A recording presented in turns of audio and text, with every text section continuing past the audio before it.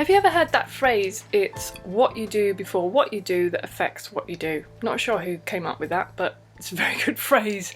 And it really applies to anyone who's suffering with panic or anxiety, because that's how you do it. You worry. And by worrying, I mean checking and thinking what if. Now I know I've mentioned this probably a whole bunch of times in some other videos, but I'm going to repeat it and say it again because it is so important, and it can be such a subtle thing we're not even aware of what's going on.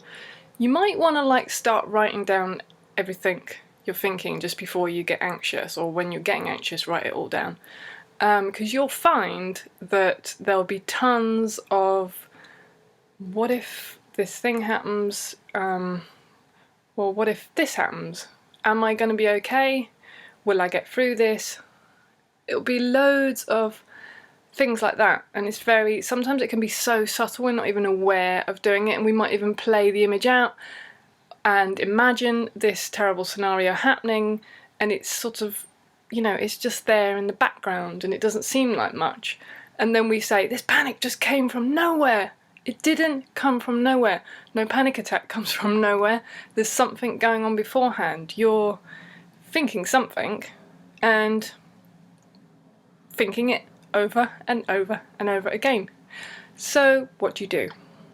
You, as Robert likes to say, fucking stop that shit. And I remember him saying that to me once and being a bit, how do I stop that? And it took me a very long time to realise that I stop it by just stopping it. Okay, hear the thought, that's it. Don't give any more thoughts to it.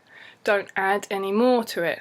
So you can't always stop each thought because sometimes they just appear, but you can stop feeding it and adding more, and you can maybe divert your attention to something else. Or there's lots of many ways you could really allow yourself to step into feeling a good feeling or a good memory, or imagine you're someone else who doesn't feel like that, or just focus on your breathing.